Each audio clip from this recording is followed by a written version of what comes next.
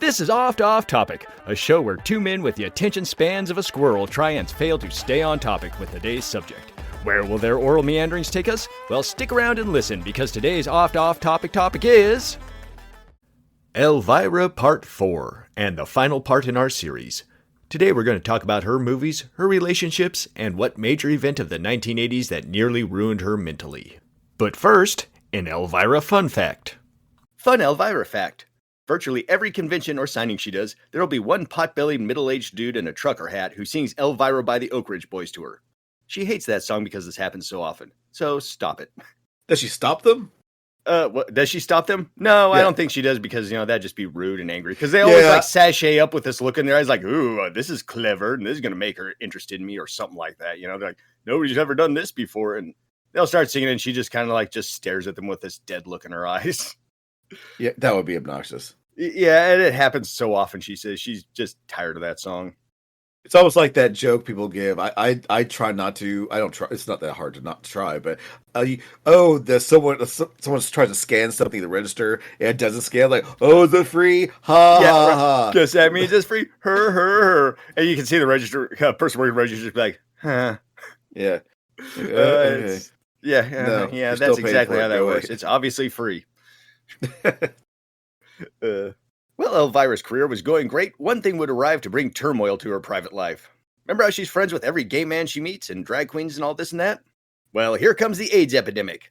Sadly, she saw many good friends of hers waste away to what they first called gay pneumonia, then gay cancer, and finally AIDS. And a few other things they called her over the years, but those are the ones she mainly referenced. Also, her sisters had become bad addicts, with drugs and alcohol at the time and are constantly in and out of rehab and jail. Naturally, all this stress took its toll on Cassandra, and she started drinking heavily to fight off the depression, and to fight off the hangovers the next day, she would turn to cocaine to help with those. So now she's a heavy drinker and a heavy cocaine user just to get through the day. Yeah. That sucks. This quickly leads to anxiety, paranoia, and something she's never experienced before but only heard about. She starts getting her first panic attacks, which I've never had, but I hear they're awful. They're awful. I've had them plenty of times. Eventually, Cassandra was convinced she was being stalked because she was having such bad panic attacks. And at one point, she flat out passed out at a grocery store because she thought somebody was following her. This was her sign to start seeing a therapist and get some real medication. And she wasn't on the cocaine and booze too long, but the therapist, that did help. So the medication. She started cutting out the drugs and bringing her drinking back in check. 1986 was a huge year for Elvira character. They secured syndication rights for the movie Macabre, making her the first horror host to be televised throughout the USA. Before, all the horror hosts were just like little local guys. Boop, boop, boop. And her being syndicated actually did lead to a little confusion early on, as because the show looked so low budget. People were starting to assume, hey, this must be local to us. So people in Ohio were like, obviously this Elvira is a local character. Look how crappy it's made. Nothing like that could come out of LA or anywhere else. That would work. Especially, back then, there's no internet. People were like, exactly. Yeah. So everyone can think, this Elvira person, she's not mine, but she's ours. She belongs in, fucking Unicorn, Ohio. Here in the small town of Unicorn, Ohio. We have this local celebrity called Elvira. We don't know where she lives, but. And then there's that one kid who's really into horror movies off in the corner be like, no, she's from LA. And everybody's like, shut up, kid. Yeah. She's ours. Burn him. Yeah, right. He's like, but no, I have these horror magazines. They talk about stuff. Why are these horror magazines stuck together? And not on the pages you're expecting either. Right. Meanwhile, the Elvira pages untouched. Yeah. That page with gremlins on it completely messed up. Right. Yeah, why are the critters just crusty? When she went syndicated, she actually got a lot of complaints from the Bible Belt due to her outfits and boobs. Of course they did. Her highest ratings were from the Bible Belt, probably because of her outfit and boobs. Yep. I know when I read that, I'm like, well, that's one of the least surprising things I've read in this entire right. Yeah, apparently the station manager would get all sorts of complaints from the Midwest being like, cover up that cleavage, make that leg less visible, and so on and so forth. So in the time-honored tradition, whenever the boss would show up and tell the crew, hey, fix that, they would look at him and be like, sure thing, boss. And then they would absolutely do nothing. And if the boss came back and was like, did you get that done? They'd be like, sure did, boss. And he'd be like, all right, whatever, and just head up back and do his thing. And that cycle would basically go on for the rest of the show's run. I mean, let's look, the biggest hit in any religion, in any, like, just throw a dart, it doesn't matter who they are. If they have hardcore conservative beliefs in terms of like people cover themselves up or whatever, and I mean, again, across the world, across all mixed models and religions, if the harder they complain, the more they're into it. And so it's just, yep, they're confused by what they like and it makes them angry. yeah, of course, no shit, like, yeah. I mean, by God, I remember there was one thing where I think Pornhub released, and I'll probably get this wrong, but I mean, it stands.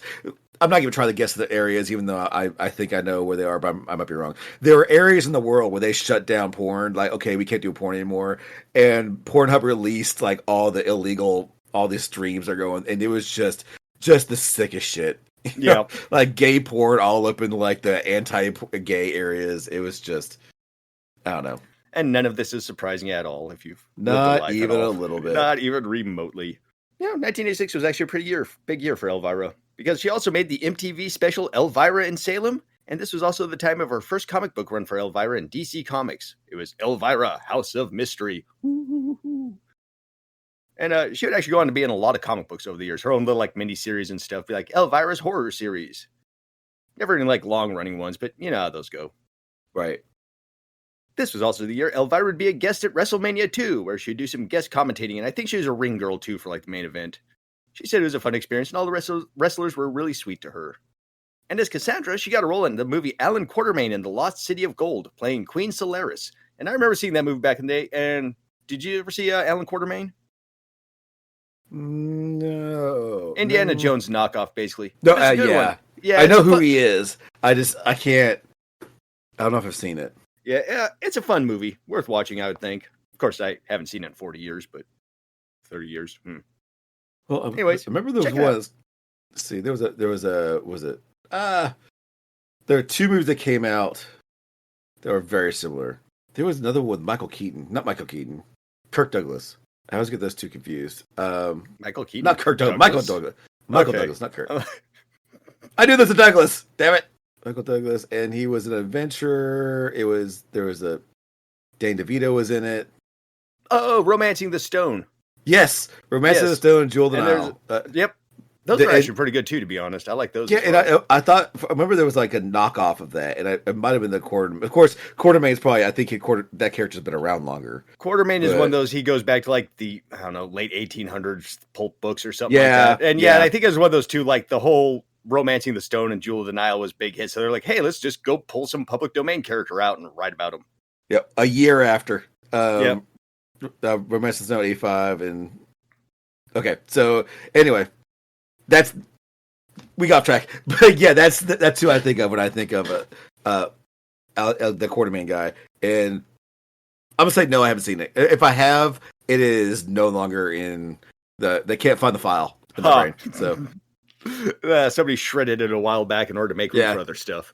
Even though it was the same year it got approved for syndication, later that year in 1986 would also be the final run of Movie Macabre. 140 episodes of the show is made overall. And even though the show ended, still, Elvira was being syndicated everywhere and doing a whole lot of other stuff. So her career was far from over. And also the fact, remember, she owns her character outright, which is pretty cool. I have mad respect for that. Yeah, like me too. That's good. 1986 would also see Coors Beer come a-knockin'. Coors wanted to turn Halloween into a big drinking holiday for adults, and with their initial efforts, they came out with the Coors Wolf for Halloween, and that one failed. It was a very dumb mascot. It was basically a werewolf wearing a baseball cap that was supposed to make you want to buy beer for Halloween. You can look it up. There's pictures of him out there. So, before canceling the Coors Wolf, they decided to pair him up with Elvira, and they'll be their new Halloween duo. Well, Elvira was a smash hit. The Wolf was not, and discontinued shortly thereafter. This celebrity endorsement will also make Elvira the first female celebrity to endorse a beer ever. That's kind of impressive. That's impressive. Yeah. And this is also where the legendary Elvira cardboard cutout displays would make their debut. Apparently, they were so commonly stolen that Coors could barely make enough to keep them in circulation. And funny thing is, too, there's a lot of complaints about them being, quote-unquote, too scandalous because Elvira's on there. If you look up pictures of the original ones, they completely cover up her like boobs and cleavage with hair. They're like completely not that uberific. Okay. For some reason, I was thinking like it's totally stupid. You said the cover with hair, and I imagine like gorilla, like she had a gorilla chest hair, like, it's like, but that makes more sense. Yeah, her hair comes down. She's just got like they just like photoshopped Robin Williams' chest over her with just all that hair. Also, if you want to get one of those cardboard cutouts, you can find them on eBay, but be prepared to pay $200 or more for one. What did these come out? They came out in '86. The cardboard cutouts. Let's see. You can also Google Core's original Elvira cutouts. Meh. I'm seeing a lot of like recent like. And these there is no hair covering. They are all about maybe this one.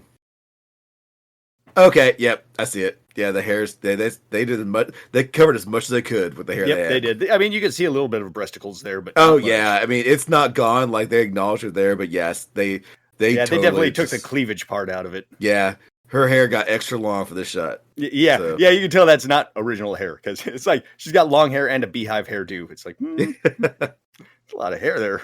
This campaign was massively popular and also ran in October of '87 as well. Then, in 1988, her Core's sponsorship came to an end. Why? Well, it's kind of a surprising one. Why? The satanic panic started flying around everywhere. Yes, that whole dumb thing we had to live through in the 80s. So, basically, the whole Core's canceling her started out when there's rumors of Procter & Gamble being a satanic conglomerate that was donating all their money to satanic churches and stuff. And all of a sudden, some of the big corporations across America started getting really nervous, namely the ones that were owned by super religious people. And Coors was one of those. And when their super religious owner got swept up in all this, he immediately saw Elvira and started going, evil, evil. And he took that as a sign that apparently they were becoming a satanic company. So he was like, hey, we're going to fire her, even though she's hella popular. Not a great business decision there, to be honest. Yeah, I mean, like, who wants money? Yeah, right? I know, it was making tons of money. And I guess when it was canceled, too, everybody in Coors was, like, shocked. Especially, like, the promotion guys are like, why are you canceling this? This thing is going over like gangbusters. Because their whole plan with this was to turn Halloween into an adult drinking holiday as much as it was for kids. And judging by how Halloween is nowadays, they kind of succeeded in that. Right. Yep. Well, God never closes a door without Satan opening a window. And here comes Pepsi, who's looking to hype their newest sodas, Mug Root Beer and Mandarin Orange Slice. And they're like, hey, guess what? We don't care if people think we're satanic. We're Pepsi. Come on, Elvira. We'll let you be our new spokesperson. So in 1989 and 1990, Pepsi ran a campaign where people buying those sodas could win the Go Psycho with Elvira contest, where you could win a trip to Universal Studios to attend a party hosted by Elvira. I never liked this. Like, I mean, I've never even entered, so I'm not saying I won one, I didn't like it. I never liked the idea of winning a dinner or winning a party like with a celebrity, because basically, what are you gonna do? You know, it's you gotta go to a public place and feel publicly awkward around a celebrity you may or may not like. No, thank you, no, thank you. You know, it's and then a party like, so is she gonna be your buddy the whole time? Like, yeah, or does she just show up and be like, "Welcome to my party," and then just disappear in the back and do a bunch of blow while you just wander around and be like, "I don't know anybody here." I mean, I just never saw the point. I mean, it's just.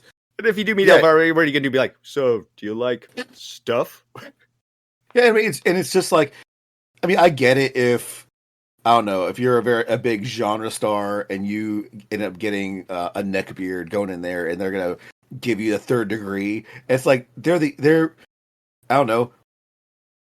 It's Kevin Sorbo. What the fuck does he know about Hercules? You know, why? Don't ask him about the writing about it.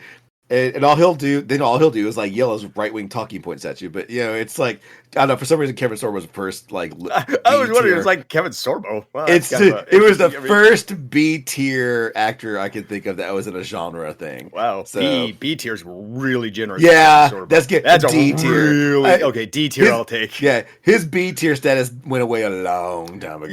Yeah, and he was barely B-tier maybe. For a hot moment, people liked him in yeah, you're right. For a hot second back for a hot second, and then Xena came in and just blew him out of the water with a superior show with more tits and ass.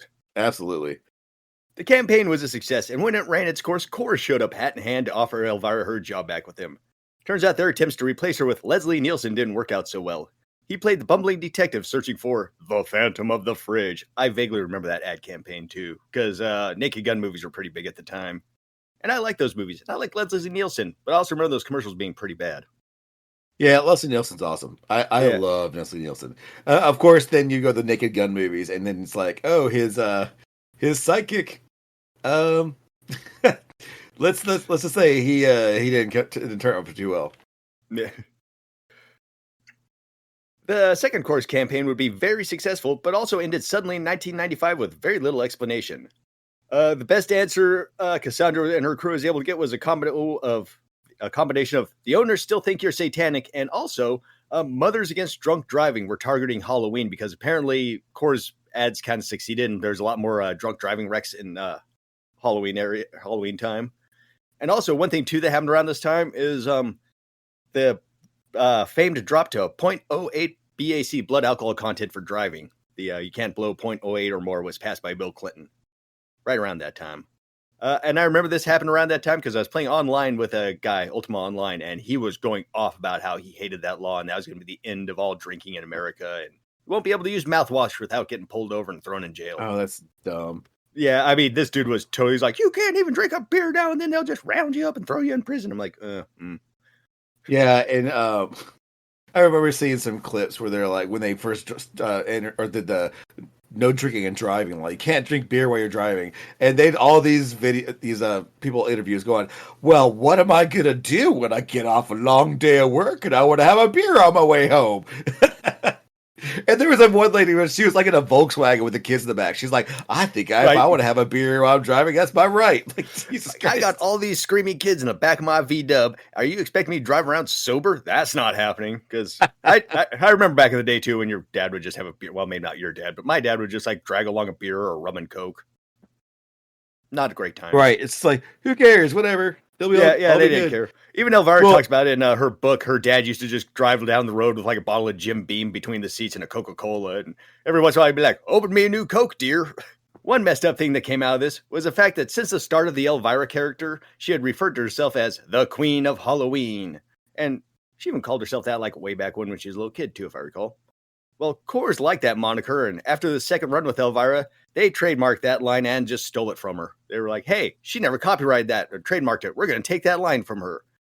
So then Coors took the Queen of Halloween and they dubbed Pamela Anderson the new Queen of Halloween. And that's basically who they replaced Elvira with, was Pamela Anderson. And and apparently Coors was even a little more douchey about this than you would think too, because around that time, Cassandra heard from a local club owner that the club advertised, hey, Elvira is going to be here. You want to hang out with Elvira around Halloween time?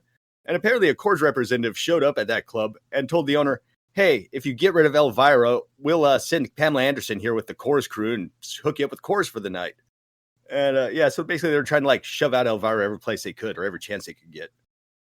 Apparently the owner of the club refused because one, he was friends with Elvira, and two, it was a gay club, so nobody cared about Pamela Anderson, to be honest.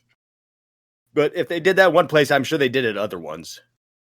I like Pamela Anderson. I mean, as a straight male who likes her assets, I mean, I was all about some Pamela Anderson, but yeah, I mean, sorry, Elvira's Elvira. Yeah, you can't really replace Elvira with Pam Anderson. They're two totally different personalities, and Pam Anderson's not made for Halloween, really. No. Yeah. That ad campaign actually went down in flames, too. Oh, did it?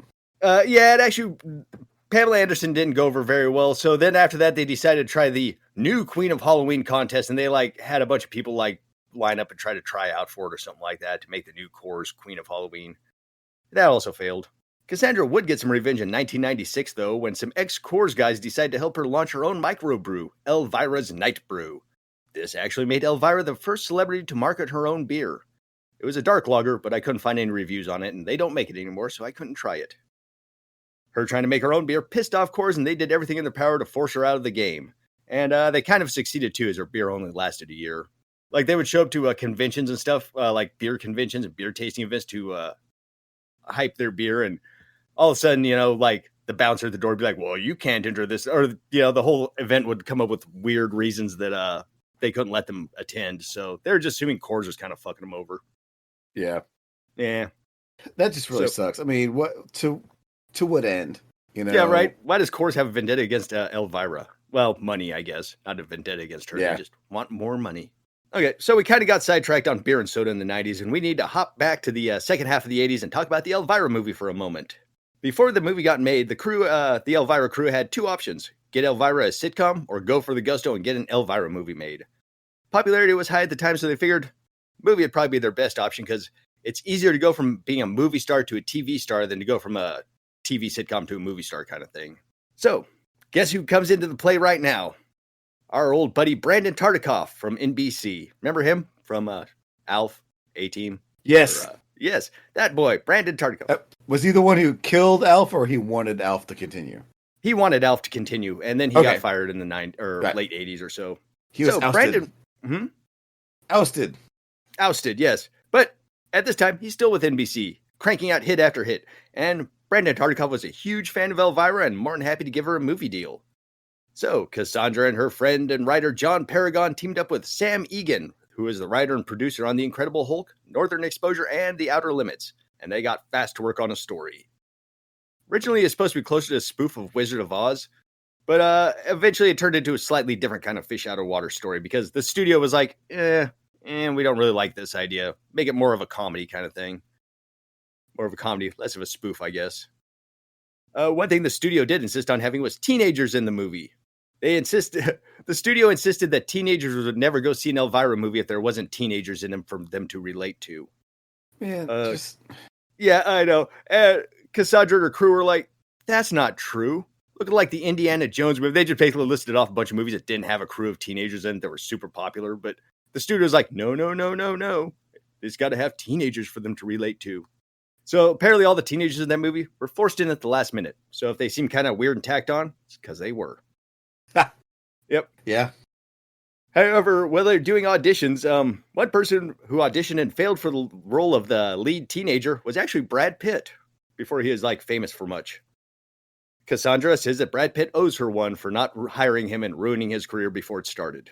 Yeah. I think she called it that one. I think she was correct. She was correct. And speaking of casting, she wanted to hire as many of her fellow Groundlings actors as she could, trying to, do a solid for her friends. And the problem is, even though you want to give all your friends jobs, sometimes there's not roles for them. So she only managed to get a couple of them roles, which caused some friendships to fall apart. Some of the people that are in the Groundlings like, well, if you didn't get me a role, we're obviously not friends. Here, I'm never going to talk to you again. Yeah, which that's kind of dumb because, they should realize being in the industry that sometimes there's just not a role for you, man. Yeah, you're absolutely right. Sometimes it just... Yeah, and it broke up some friendships with her and other comedians. And the sad thing is, Paul Reubens basically went through the exact same thing with Pee-wee's Big Adventure. He was like, hey, I'll try to get all my fellow Groundlings a job in this movie, and could only get a few of them, and the ones that didn't get the movie were like, Anyways, yeah, yeah. She did manage to get her parents in a background role, however. I think it's in the scene where they're about to burn her at the stake. Her parents are like way off in a corner just hanging out. The actual shooting for the movie was really rough for Cassandra because she wasn't really paying attention when they were writing the script or the screenplay, and she was basically written into every scene in the movie, which means she had long days of shooting. Some people would be like, hey, you're not going to be in scene for a while. You can go home. Nope, not Cassandra. She was in pretty much every scene in that movie, and I didn't realize until I read the book, and yeah, they're right. She is in a lot of that movie. Luckily, though, in order to help dole out the workload a little easier on her, they had a model do some stand-in scenes that didn't involve her face, like her turning the key to the car, little hand stuff, or just like walking in the background. That model had a boyfriend who was a comedian trying to break it through and make it big in New York City at the time. That comedian was Jerry Seinfeld. Elvira and that model did become fast friends and still work together on occasion when it calls for it, because I guess she looks like Cassandra. So there you go. We have ancillary connection to Jerry Seinfeld. I have mixed feelings about Jerry Seinfeld, because sometimes he's hilarious, but then other times it's like, I don't know, man. He seems like a dick. He does seem like a dick. He seems like if you meet him in person, he'd just blow you off. Okay, yeah, he seems like a guy who's funny on stage and funny when he's on, but if he's just like hanging out, he's probably not a very funny guy, I have a feeling. Fair. Not all comedians are on all the time, but it just he strikes me as someone who loves the smell of his own shit. Oh, absolutely. He did. I will have mad respect to him. He's written down every joke he's thought of and saved it. Yeah. So he has binders and binders and like little note cards of jokes.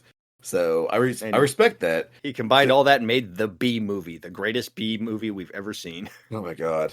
Greatest movie based on bees. I mean, I know. Let's have a relationship between a bee and a human. You know, a bee who has none of what is required to mate with any kind of mammal, and also lives very briefly. Well, it's the birds and the bees, and she's a bird if you're a British person. Hey, bird, what's up? Anyways. Yeah, I know. I deserve that. I deserve to be booed. At the end of her show, she'd always comment, "It's time to hop in the Macabre Mobile and take off." But there was no such car in existence. They just used it as an ending line for the show. But for the movie, they actually wanted to make one so she could drive around in it. So they didn't know exactly what kind of car they wanted to use it for and were playing around with ideas. And then one day on her way to work, Cassandra saw a 1959 Ford Thunderbird at a dealership and said, "That's it. That's the car I want for the Macabre Mobile." So she went to production and said, "Hey, let's get that and make it look spooky." And the production looked at her and laughed and laughed and laughed and said, "We do not have the budget to make a running car like that."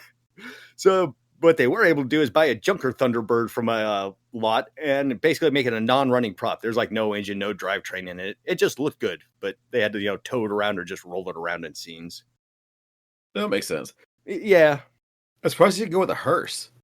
I mean, I know it's a little bit too on the nose. Well, also, I think they wanted a convertible so they could see her better. Because fair enough. Yeah, because that way her head could be out, and that way you'd be like, "Hey, that's Elvira there." If it's just a hearse, the top of a hearse. Yeah, just. But again, I mean, it's hearse. also revert. Like I said, that is kind of too on the nose. After shooting, the car would be auctioned off. Later, Cassandra would track it down and buy it back. Then later in 2016, History Channel's Counting Cars would give it a makeover and make it a real running car. However, I saw that episode where they do the makeover, and I think they kind of ruined the car because beforehand it had this really cool black and white moo cow interior. And they replaced it with a leopard print interior that just did not look as good to me. And went from like a nice, stunning black and white interior color to just off brown. Ugh. Yeah. You can look up pictures of the car online. It's a sweet looking car, to be honest. A couple more fun facts from the movie. At one point, you remember that flash dance scene where, the lady dances around, then sits in the chair and pulls a little bucket and water comes down and cools her off? Yep. Well, they redid that scene for this movie. Well, for the recreation, instead of using water, they used a pail of black paint because somebody was pranking her at the end of it. So they used an actual real kind of paint in that. But the problem was they put the bucket way too high up in the air and didn't consider the fact that paint is actually pretty heavy. So when she plopped back in the chair, threw her head back, and pulled down the lever, that the paint came down with enough force to almost break her neck.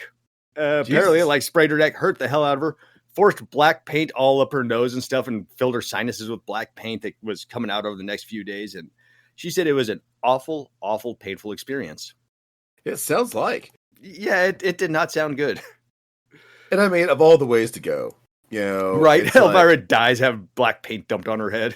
I mean, it's like you go about all the people who died on production. You've got the Saigon person who got killed by the helicopter, and then you got Elvira who got killed by paint. Yeah, right. Up at actor movie heaven, it's like, how'd you die? Well, Alec Baldwin shot me. How'd you die? Paint. Yeah, Alec Baldwin shot me. Never make Alec Baldwin angry. He'll arrange it so there's a real bullet in there, and then waste you from across the room. Yeah. Also, you just get a letter in the mail. You're like, wow, I thought I really pissed off Alec Baldwin, but he wants me to be in his new movie with him to make up. Oh, that's sweet of him.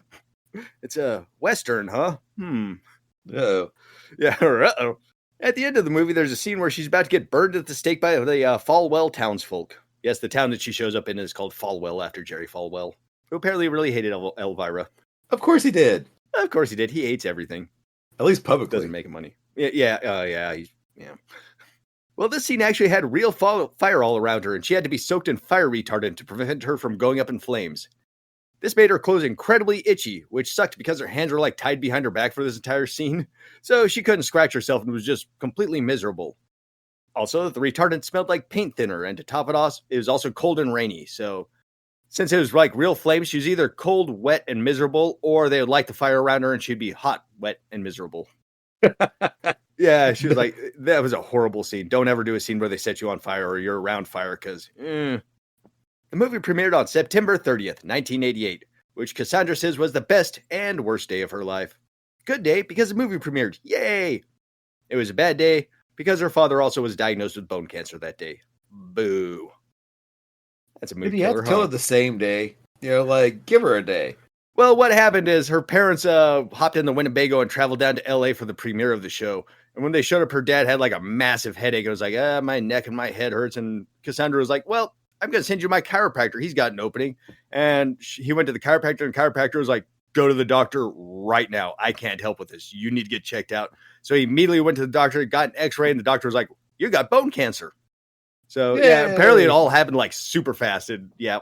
So, yeah, I guess they could have saved it for the next day. Well, but I mean, if it was incidental, that's... Remember, hon, how you're saying yesterday was the best day of your life? Well, guess what, honey? Guess what? We couldn't decide if we wanted the best day and the worst day to be two separate things or lump them together. I don't know. Sort of like if you have Christmas and your birthday back to back. So the movie was the number 3 grossing film behind Punchline with Tom Hanks and Gorillas in the Mist with Sigourney Weaver. I've never seen either of those movies. I know of them, though. I know of Punchline. I remember the cover from the video store that I worked at. I've seen clips. What was the other one? Gorillas in the Mist with Sigourney Weaver. Okay, I've never seen that one. Yeah, that was the one where she played Jane Goodall, I believe, and went out there and had orgies with monkeys. Yeah, and I never get, like, because she said, I remember seeing interviews, like, people say, asking, like, they asked if I had, intercourse with the monkeys. My thing is, like, she's never given a clear, definitive look at the camera. No. This is very true. I don't remember any kind of, like, interview where it's addressed or whatever, and she just very clearly, concisely looks dead set in the camera and says, I did not have sex with monkeys. Yeah, no. Every time they ask her, she just points it to her OnlyFans account and is like, check that out to know. Despite the movie doing well, it was unceremoniously pulled from theaters after just a few weeks. Why do you ask? Well, you didn't ask, but I'm going to tell you anyways, Nate. Well, the movie was produced by NBC subsidiary New World Pictures, which was, side note, founded by Roger Corman. So the heads of this company were actually being investigated for racketeering and fraud, and this led theaters to believe that the studio would be shut down any day and the theaters wouldn't get their money from the movie being shown. So most theaters were just like, hey, if we're not going to make our money back from this, they just pulled the movie from the screens to free it up for other stuff. Because I guess the way it's set up is the theaters don't get their money until afterwards from the studio. Oh, it's kind of weird and funny, but yeah, basically the theaters are like, hey, this company's going under, or this studio's going under, so we're not going to get our money back from Elvira showings. Didn't make sense to me, but also I'm not in the theater industry, so. Yeah, fair enough. Yeah. Yeah. And also, too, this is the 80s. Things might have changed before since you're in the theaters. Also a factor. Yeah, I mean, right. A lot changes over the years. Back in the day, they used to send a guy with a Tommy gun to make sure that they got their cut. Yep. Yeah, see? Yeah, we're here for movie money. Yeah. Sorry. Yeah. Sorry, I cut the Bugs Bunny. Whereas the public liked the movie, critics largely hated it. For, it's not a very critic-friendly movie. Of course they did, because they're assholes. Yep. She said the one that hurt was Roger Ebert, because Roger Ebert was a huge Elvira fan, but absolutely hated the movie. Well, fuck that guy. Yeah. I lost my respect for him when the whole video game thing happened, because I was working at a video game store. I like video games.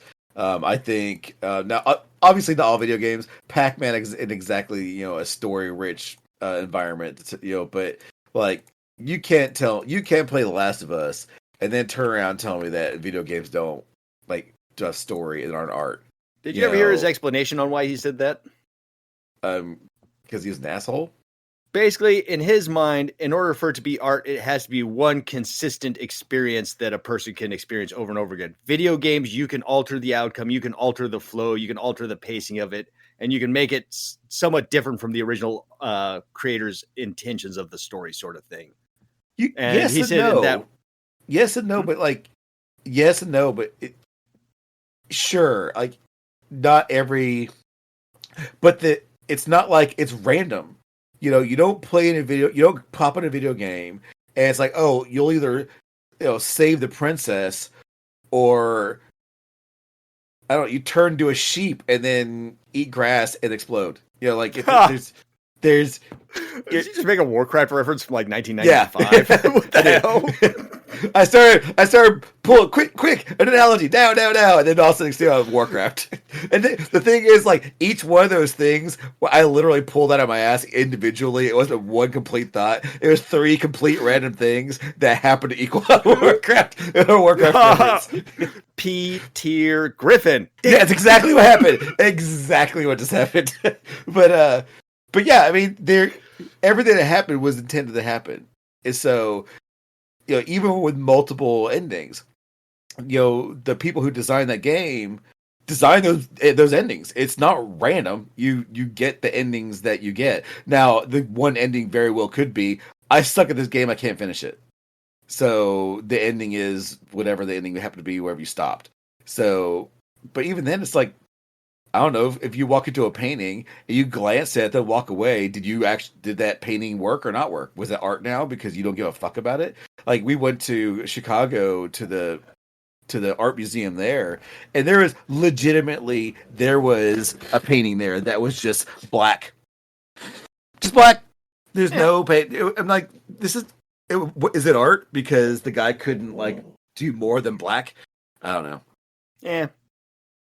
But as the same token, if you walked up there and put a big white stripe across it, you change the original artist's intention of that painting. Very true. Yeah. I mean, I kind of get what Roger Ebert's getting at, but I don't agree with him. But I kind of get what he's getting at. Fair enough. I'll give you that. I can see what he's talking about. He's entitled to that opinion, even if it's wrong, I guess is what I'm saying. And he's dead now, so fuck him. He is dead. Yeah. Can't get him in here for an interview with his half face. Yeah. I would say with his creepy flopping jaw. The most disturbing short film of all time. Roger Ebert eating soup. Oh my god. That'd be awful. So for the movie, the Elvira movie, Cassandra earned herself a Razzie Award for Worst Performance by an Actress for the movie. Ironically, that same year, she also earned the Saturn Award for Best Actress on her TV show. The Duality of Elvira. Did she go pick it up herself? The Razzie? The Razzie, yeah. I would probably. I think a lot of those people do show up for their awards, don't they? No, a lot of people don't. That's why. Really? Because it's who wants to go accept an award for the worst actress? Now, Halle Berry famously went and got her. Okay, that's exactly my first thought. I was like, well, Halle Berry went, so probably other people do. I mean, hey, an award's an award. Well, again, though, who wants to celebrate failure? As was kind of the time with theater flops, the movie did better in VHS sales than it did in the theater, and reportedly at one point was in the top 60 selling VHS tapes of all time. When it premiered on NBC in 1990, it earned NBC their highest ratings of the year for that time slot. So people did like that movie, just didn't really get a chance in theaters too, which kind of sucked. To help hype this movie on release, Brandon Tartikoff went to SNL's Lorne Michaels, that's Saturday Night Live's Lorne Michaels, and said, hey, let's put Elvira on as host so she can hype her movie. Let's do this for a Halloween episode. Lorne Michaels refused because he did not like the Elvira character in the least. Brandon Tartikoff flexed his rank and got Elvira on the show, but it turned out to be a nightmare for Elvira because Lorne Michaels did everything in his power to make that appearance miserable for her. Not wanting Elvira to have the spotlight, he made her co-host the episode with Dabney Coleman, who's very much not a Halloween kind of guy. And also, the skits that are written for Elvira, basically, Lorne Michaels was like, no, she's not doing that skit anymore. We're giving this to Dabney Coleman. Which, I don't know if you remember Dabney Coleman, but he was kind of like one of those more serious comedic actors, sort of. Also, another thing, too, Lorne would actually find ways to berate Elvira one way or another, and even demanding she give up her Valley Girl accent and talk normally. Which I kind of... Okay, so here's the thing. I was like, does she really have a Valley Girl accent? And nowadays, not so much her character, but I went back to some of the early interviews, and she really laid that Valley Girl accent on thick at times, and kind of annoying, to be honest. Oh, yeah? Yeah, way back when she was more like, yeah, I'm like, the, like, Queen of Halloween and stuff. Yeah, like, a lot more of that kind of stuff. Okay. Almost a little more, like, baby. Yeah, it was kind of a little more annoying. She has toned it down since then, so. Yeah, I mean, let me be real, I've never been a fan of Lorne Michaels. I've never been against him either. I've never heard a good story about him. Yeah, one way or the other. A lot of these, like, these people who are powerful like that, a lot of times they'll come across as dicks because they are. Yeah. But I mean, just doing that. Why would you do that? And especially since it's SNL, it'd be one thing like, oh, we this limited run we had for whatever, but it's SNL. It's one episode out of all of them. Yeah. And one of these people is gonna be remembered forever. One of these people. I mean, I did a quick search, and I mean, he's not unknown. Like he has definitely been in things. So like, I saw his face. I'm like, oh, okay.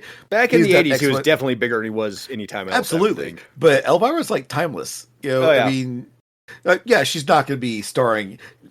Let's all be real. She's not about to go and have. She's not going to be the star in the Ten Commandments remake. Yeah, or anything like that. Her career, let my people go, and the Goths just storm out of Egypt. Her career as an actress is pretty much over. However, like the iconography of Elvira will last. Long after she's dead. This would also be Elvira's only appearance on SNL. Sad times. Side note from this appearance, though. During one of the rehearsals, her friend from the Groundlings, Phil Hartman, pulled Cassandra aside, and he proudly pulled out an engagement ring and showed it to her. He was going to propose to his girlfriend, Bryn. Several years later, checking in on her friend, Phil Hartman, he would be like, Bryn has made me the happiest man in the world. I am so happy I married her. If I died tomorrow, I would die a happy man.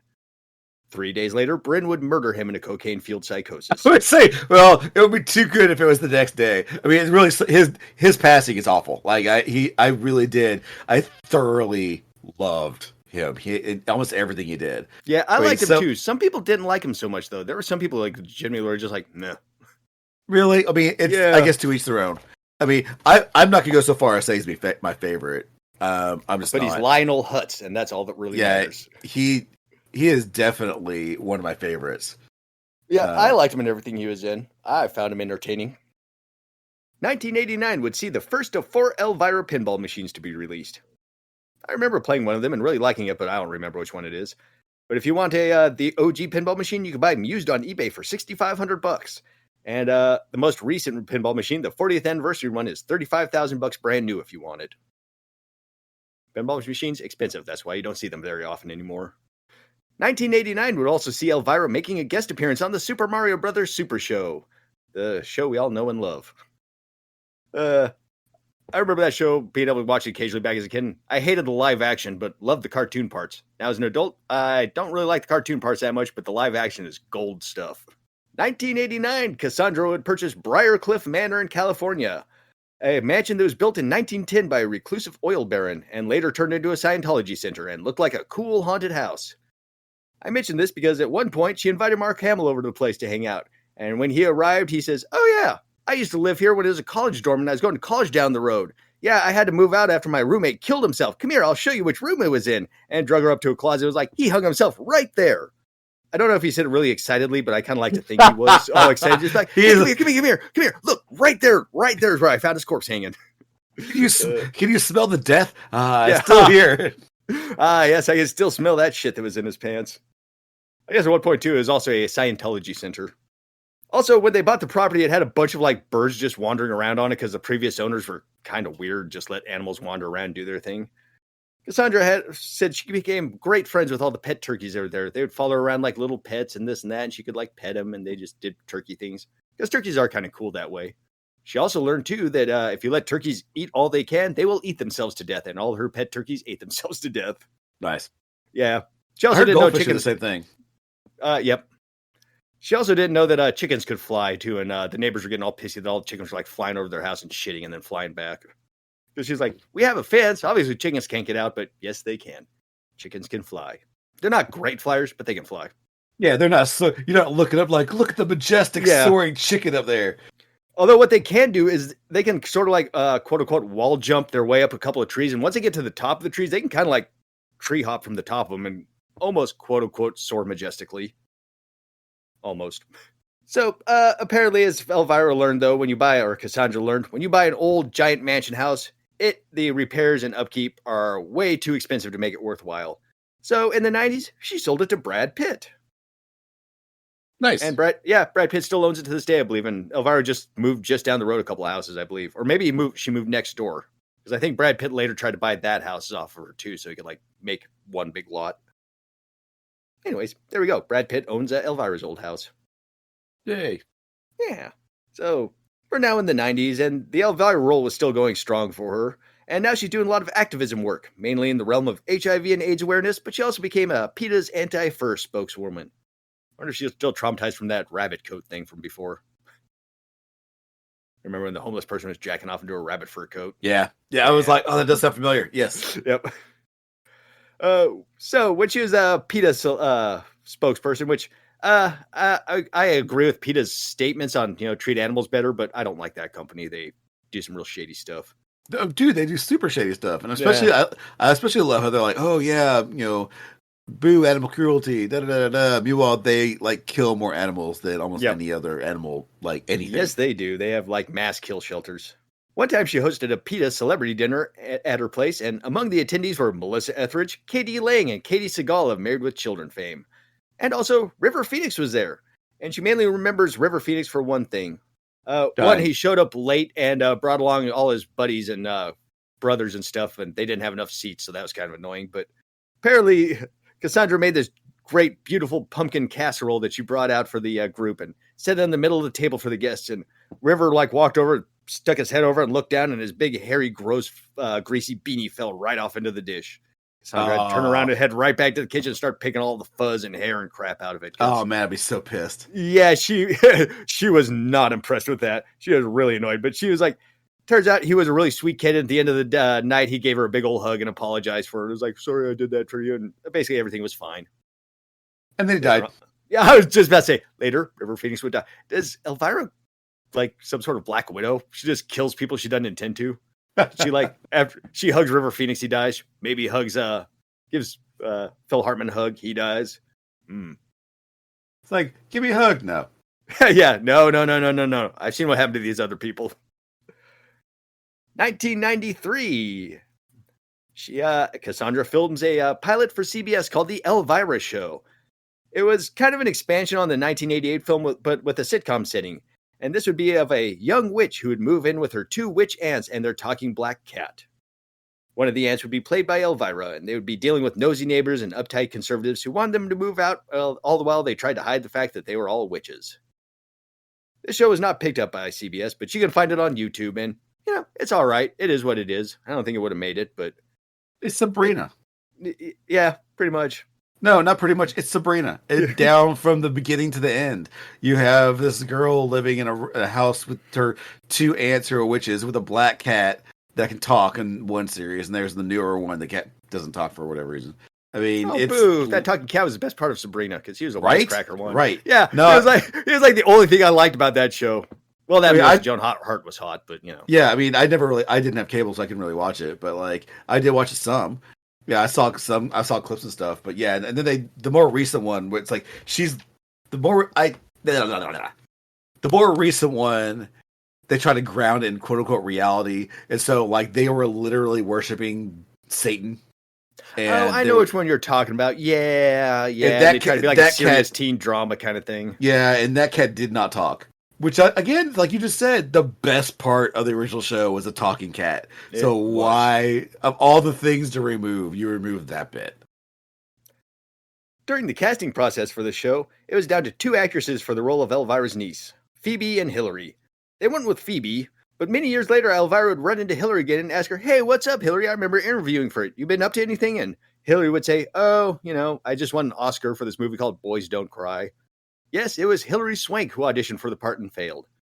Cassandra says Hillary owes her one for not hiring her and ruining her career before it started. She was like, all these actors, be great blood and hire you. If it wasn't for me and my bad casting decisions, she actually says that in the book. She's like, my bad casting decisions made for a lot of good films later on. Meanwhile, they're like, all the people who did get the part, they're like, well, what about us? Sorry, yeah, right. Sorry, I apologize. I ruined your career.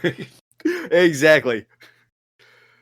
The show tested really well, and the president of CBS practically guaranteed the show to be picked up. However, unfortunately, even someone up higher in the CBS chain saw the Elvira pilot in her skimpy outfit and said, "We will not have that kind of smut on CBS, blah." Yeah, apparently they were just like, we don't want a half-dressed middle-aged woman doing a thing on TV. dumb, yes. However, next year, CBS would release their hit Sabrina the Teenage Witch, a young witch who would move in with her 2 witch aunts and their talking black cat. Elvira feels really cheated by that because apparently, yep, like you said, same exact show, just a year apart. 1994, at the age of 43, Cassandra gave birth to her first and only child, Sadie. Congrats on that. Shortly after that, in 1995, Playboy came calling and offered her $1 million to pose nude for the magazine. That is the most they ever offered somebody, and it equaled the other time they offered it the most money. The only other time they offered a person that much money was Farrah Fawcett, who they also offered $1 million to. And boy, howdy, did Cassandra want that money. She really, really did. But she was kind of still a little bit iffy on whether she should do it or not, so she went to a convention and floated the idea, and the fans actually talked her out of it. They said seeing Elvira nude would kind of ruin the mystery and allure of her being like the mysterious queen of Halloween. And yeah, Cassandra agreed, and I kind of agree with him on that too. Yeah, I get you. I mean, as much as my like little 13-year-old boy self inside of me is like, no boobies. If I have to see boobies, it's a few keystrokes away. You know, it's fine. Well, she was still deciding on the Playboy offer, though. She decided now was a good time to get into shape after post-childbirthing days. So she went to a gym, got a membership, and a personal trainer. While at this gym, Cassandra notices one super hot dude working out. Just her style. He had long hair, muscles, tattoos, brooding energy. Cassandra immediately got the hots for him. Then, much to her surprise, they ran into each other in a women's restroom. Holy smokes, that's not a guy, that's a gal, she thought to herself. Am I sexually attracted to women, Cassandra thought? Am I gay? The answer is yes, and this lady she met at the gym would be her future partner after her and her husband would get divorced. But we'll come back to that later. So, in the meantime, though, while all that was going on, Cassandra and her husband manager decided that maybe it's time for another Elvira movie. It's been 10 years since the last one, we're in the late 90s right now, and they decided that since the first movie was a VHS success and never really got its chance in the theaters, time to strike while the iron is hot, so to speak. So plans were put in motion to make an Elvira movie that spoofed the old Roger Corman movies of the 50s. Why wouldn't that be a hit? First of all, Cassandra and her husband decided to bypass studios and finance the movie themselves because they wanted those big bucks. Turned out to be way more expensive to make a movie than they anticipated, so to cut costs, instead of shooting in America, they went to Romania and got a bunch of non-union workers and the such. Also, the city had the area they were filming in kind of had the look they needed, so they didn't, have to do any set design and this and that. And it's just significantly cheaper to shoot over there. And they're able to put the movie together for $1 million, which is a lot less than the first movie, which cost $13 million. So significantly cheaper to shoot in Romania. Sounds like. Yeah, right? It's like that $1 million for a movie sounds dirt cheap, no matter what you're doing, really.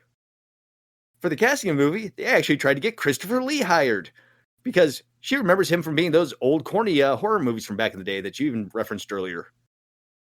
So they reached out to Christopher Lee's agent, and he responded, Christopher Lee doesn't do those kind of movies anymore. Look elsewhere. So, Slut. Yeah, basically. They threw a Hail Mary and tried to also get Mick Jagger into the movie. That did not happen either. Along the casting lines, for the hunky male lead to play opposite Elvira, the only guy they could find that checked all the boxes being a big, hunky, studly looking dude, he couldn't speak a lick of English, so they decided to write it as a joke, and they dubbed his voice very, very poorly, like completely out of sync, and they actually acknowledged it in the movie. Like, it was just really bad dubbing, and Elvira would just be like staring at his mouth and be like, how is he doing that? It's actually kind of a funny joke. For the voiceover, they got Rob Paulson, who was Yakko and Pinky from Animaniacs, and Raphael from the original Teenage Mutant Ninja Turtles, and a million other things. Oh, He did the dub-over voice. Yeah, we've talked about him in a few other episodes. I watched the movie. It's not good, though, sadly. It's got a couple alright scenes, but Yeah, it felt like a really bad Mel Brooks knockoff kind of thing. Like, hey, we're going to make a Mel Brooks movie without any of the charm or humor. At the end of this movie, though, there's one scene where Elvira is tied to a table, a la the Pit and the Pendulum, and this giant blade swings down closer and closer and closer to her, and at the last minute, it's supposed to cut through the ropes because, the ropes are like tied to her breast, and her breasts are so tall, it actually like lifts her up, so the ropes cut first. So this scene was originally supposed to be done by a stunt double, due to the fact that it involved an actual real blade cutting through the ropes, and was actually kind of a dangerous stunt. However, when the stunt double showed up, she was flat as a board in the chesticle region, and no matter the prosthetics that they tried to use, they could not make it look good, and it just looked ridiculous. So, lacking time and a budget, Cassandra was like, you know what? I'll do this scene. And she said, as she lay there watching that blade move slower and slower towards her, all she could think is, boy, I hope these Romanian non-union workers know what they're doing. Yeah, right. And I can agree with her on that. If my life is on the line in a situation like that, I promise you, I want nothing less than hard-working, salt-of-the-earth, homegrown Japanese people because they know precision engineering, Nate. Damn straight they do. Did Elvira? Yeah, they do. Did Elvira get killed with the stunt? Well, no, it actually went off kind of without a hitch, but she did get a cut on her breast that they had to cover up with makeup for the rest of the shoot. So she didn't get out unscathed. Little cut. The actual scene, too, she actually, the blade actually does come down. She has, heave her chest up and it cuts through the rope and then she's got to, roll out the last minute. It wasn't a nothing stunt, to be honest. It could have gone very wrong. Especially the real blade. I mean... Yeah, apparently she was like, yeah, it was like a 100-pound blade or something like that. They're just like, we're doing it this way. There had to be a better way. I mean, obviously they did it. It's all over, but still. Well, yeah, that's probably why it only cost $1 million is because they're like, well, we have this old blade from Vlad the Impaler we can use. Sold. During the shooting of this movie, though, 2 bad things happened. Cassandra got walking pneumonia, bad, and her husband manager Mark was becoming a nightmare, worse. He was being rude to the cast, alienating them, pissing everybody off, and he was also constantly berating Cassandra in front of the crew, just calling her out and just screaming at her over nothing kind of stuff. She said it's very awkward too to just stand there and be yelled at by your husband over nothing while the entire crew just watches. So, not good times there. Right. Opening night proceeds of the movie were donated to local AIDS charities in whatever city that was opening in. So, if it was opening in Seattle, all the proceeds from the opening night went to the local AIDS charities in Seattle, or so on and so forth. Nice. Yeah. However, the movie was not very successful. They didn't even come close back to making their money. And Cassandra says, through this experience, she very much advises to never finance your own movie. That makes sense, to be honest. Yeah, I saw it. There was a movie. You know what? It doesn't even matter what it was called. But oh man, I'm totally why I hate this with names. Oh god. A director actually financed the whole thing with his own money. Mel Brooks. Mel Brooks financed the whole movie, and you wouldn't know it would not know as Mel Brooks as it has to, because this was not a funny movie. It was some sci-fi movie with a bunch of fucking kids. Rick Moranis was part of it. Anyway, it was a terrible movie. It went out there. He actually mortgaged his house, and he was in real trouble if it didn't sell. And so he actually ended up selling it, and he made just enough money to get out of it completely. He paid off the mortgage he did. He paid that off. He paid off anybody he borrowed money from, and he may have made $5. And he was like, woo, okay. Yeah, right? Making $5 is better than losing money. Oh yeah, he walked out of there with a lesson. He's never financed your own movie. Yeah, that was the one thing he did. Like I said, it didn't turn out profitable, but he could not have been happier how he got out of that. It's I'm done. Fuck this. It's just barely missing a fatal automobile accident. Be well, the sign's on the wall. As for her marriage to Mark Pearson, that ended in 2003. What started out as a good relationship eventually devolved due to Mark becoming mentally and emotionally abusive. Explosive outbursts out of nowhere. It was it sounded like. Talking about screaming at her and stuff. I'd leave him too. Yep. He would berate her out of nowhere for things that she wasn't even aware of. He also became controlling with the money, refusing to let her purchase things while buying whatever the hell he wanted at any time. Basically, she'd be like, hey, can I, get a new dress? She'd be like, no, but I bought all these guitars for myself, kind of stuff. Oh, what a dick. Yeah, right. She knew it was time to move on when they attended couples therapy, and Mark spent the entire session berating Cassandra in front of the therapist. When the therapist tried to get him to let Cassandra talk, he wouldn't and kept on yelling to the point where the therapist just had to end the session early because he's like, well, this ain't working. Must have been an awkward drive home after that. Well, awkward, but also she's obviously she got the message. Yeah. The therapy absolutely worked. It helped the show. Hey, she gave it a shot, and it showed her what she needed to know. Yay, therapy. With the power of hindsight after the divorce, she had realized that he was essentially her mother in the way he abused her. Just the constant berating and I don't know if it ever got physical, but she was just I suddenly realized that while the relationship was abusive, there was some familiarity there because the relationship reminded me of the relationship I had with my mother. So, and that's kind of part of the reason. Yeah, that's a story that's, old as time, I think.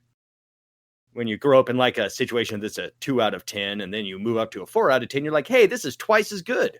This is way better, but you're still at a 4 out of 10. So, Right. Yeah, everything's relative to where you've been, I guess. Precisely. Yep. And the divorce, he got all the money, but she got to keep the rights to the character and her pension plan in the divorce. That's kind of long and the short of it. Well, At the age that's of crappy because I mean she should have kept it anyway. Yeah, right.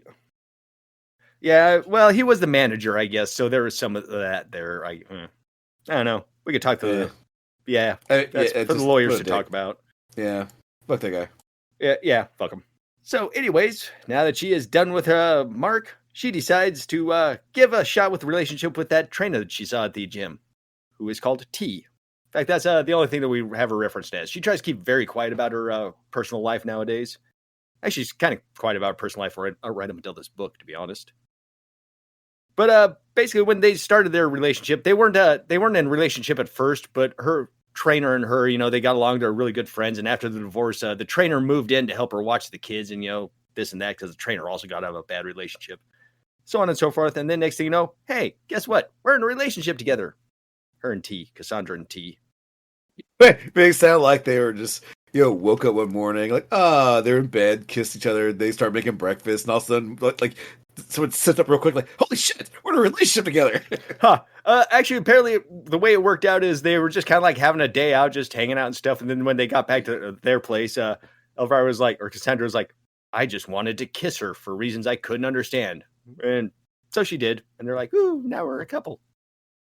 Middle school rules, I guess. Yeah. Dude, that was awesome. Fist bump. Woo! Cassandra, for the longest time, like up until this book, for almost 20 years, kept that relationship, her gay relationship, secret because she thought the anti-gay backlash would actually hurt the Elvira character. Because all of a sudden she realized it'd be like, hey, guys won't be interested in Elvira if they find out she's gay. And you can kind of understand the train of thought because she comes from that era where, if you come out as gay, it just destroys your career, no matter what your career is. Yeah. Turns out, though, this train of thought was completely wrong. And when she finally admitted to the relationship in her book, everyone was super duper supportive, as you would imagine. Yeah, I mean, it's fine. Yeah. Also, I kind of get the feeling, as far as movie genre fans, horror movie fans might be some of the more open-minded fan base out there. I think you're probably right. Like action or westerns or this or that. Yeah, I think you're probably right. Yeah. Oh, yeah. Here's a fun side fact. The Elvira costume is the best-selling female Halloween costume of all time. Unsurprised. Yeah, I'm not surprised either. I mean, because it's iconic, and yeah, I mean, it's cheap to produce too, I'd imagine, because it's just like one little sheet of polyester. Right. I mean, yeah, it's not exactly you can do your own elaborate costume. You can either make your own or. And also on that note, if you do buy an official Elvira costume, so that money goes to Cassandra because she owns the rights to the character. Yeah. Want to support Elvira? Buy her actual licensed stuff. Is all I'm saying. Yep.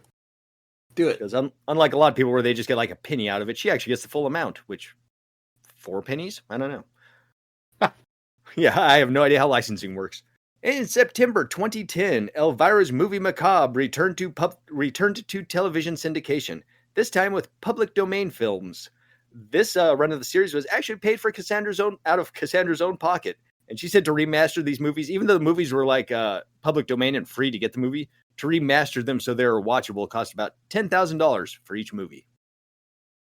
She made 26 episodes of this, but only 20 aired. So I guess we could say, 26 times 10,000. 26,000? Yes. 26 episodes made, only 20 aired, and she hopes she learns her lesson about self-financing this time because she took a big old loss on this one as well. She's like, yeah, apparently I didn't learn my lesson the first time, and second time went just about the same. Lay whoops. But hey, at least she gave it a shot. 2014, we get 13 Nights of Elvira, which was produced for Hulu by Brainstorm Media.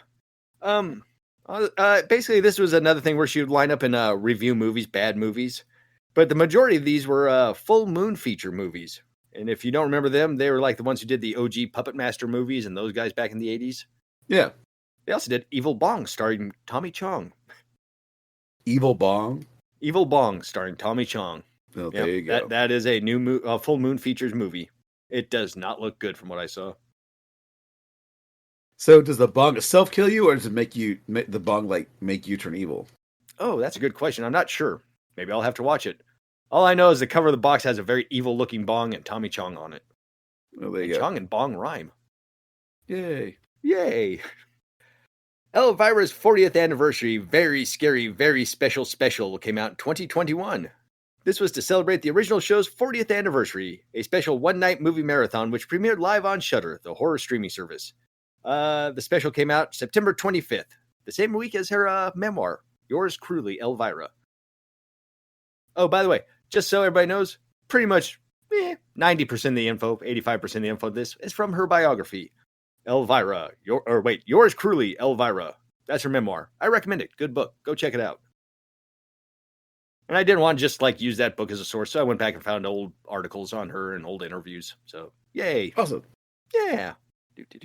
Oh, yeah. And two of the movies that they did for that streaming thing on Shudder, the first movie they did was Elvira, Mistress of the Dark, her movie from 1988. And also the original horror movie that she first saw, House on Haunted Hill. Which, again, I stand by. Not a bad movie. So now we're kind of winding down in the last few years. And as of 2018, Cassandra says she's in talks for both a sequel to Mistress of the Dark and an Elvira animated series, but have not really had any word since then, so maybe stuck in production hell. Let's see, 2021. What's that? She should go animated. Yeah, she should.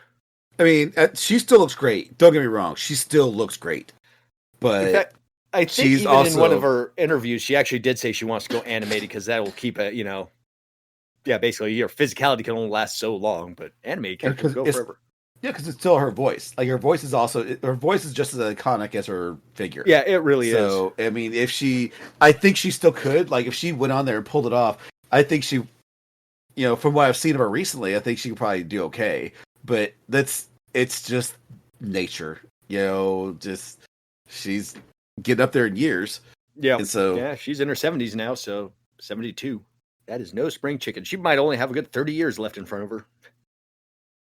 Yeah, she can take care of herself. Hopefully she didn't, unless something sneaks up on her or... All right. Let's see. Where was I?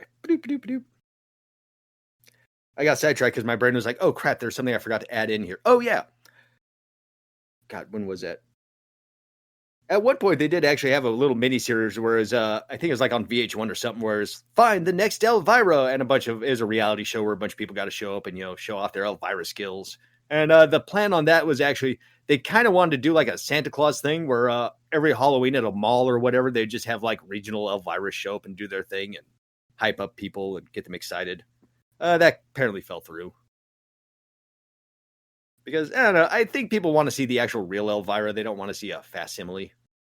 Yeah, I mean, yeah. That's a good call. Yeah.